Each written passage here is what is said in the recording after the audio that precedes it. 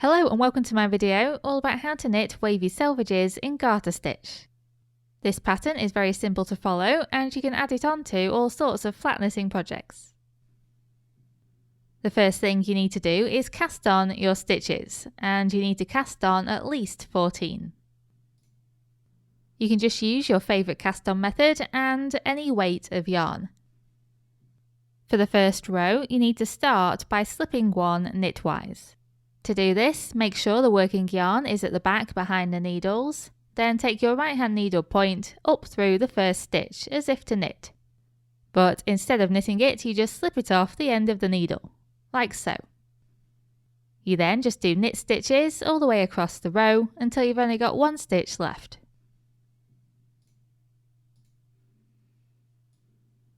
Then you bring the working yarn between the needles to the front and finish with a purl stitch.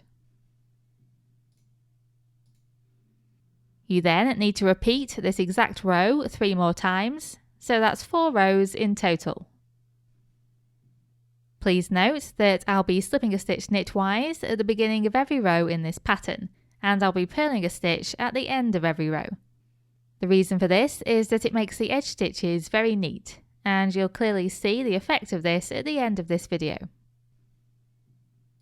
Once you've done the first 4 rows, you can then move on to the next row where we'll be decreasing the number of stitches. So once again, you start by slipping a stitch knitwise. Then you'll need to do 3 K2 togs. K2 tog stands for knit 2 together and it's a single decrease.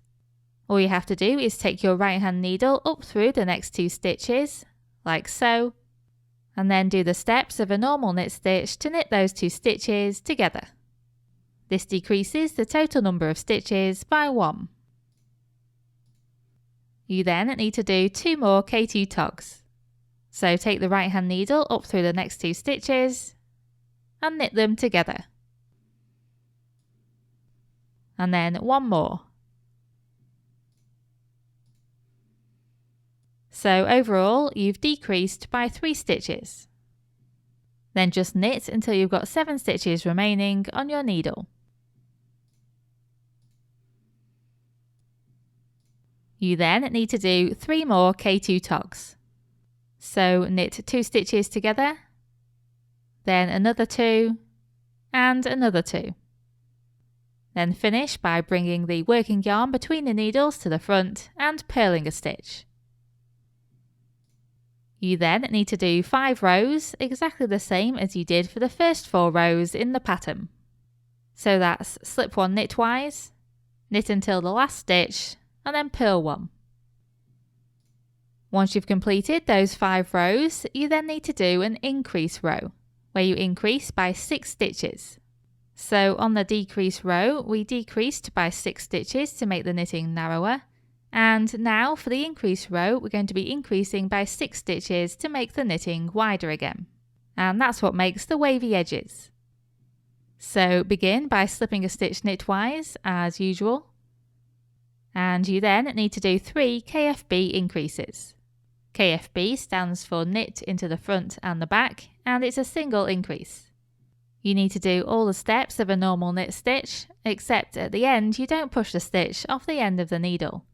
Instead, you take your right hand needle round to the back, then take it down through the back of that same stitch, and complete this stitch as you would a normal knit stitch. And that turns 1 stitch into 2. Then repeat this twice more. So knit into the front of the next stitch and the back, and knit into the front and the back of the next stitch as well.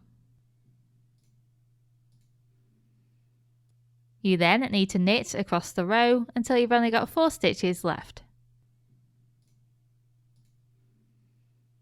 And then you do 3 more KFBs. So knit into the front and the back of the next 3 stitches.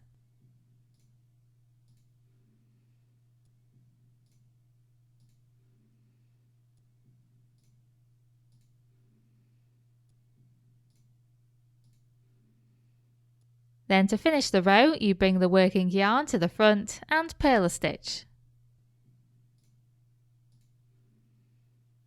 And then you just need to knit 5 rows as you did previously in the pattern.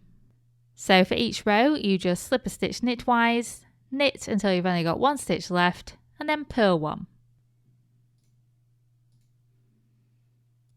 And that's the pattern repeat completed. Your knitting should now look something like this. I then knit the repeat again, and this was the result. You can see how the knitting gets wider and narrower, and that creates the wavy edges. If you take a closer look at the edge stitches now, you can see how neat they are. And this is called a twisted chain selvage. Just as a side note, it is possible to just do the wavy edges in garter stitch, and then the central panel you can make a completely different stitch. So for example, you could knit the first 8 and last 8 stitches of every row in garter stitch, but in between you could do stockinette stitch instead.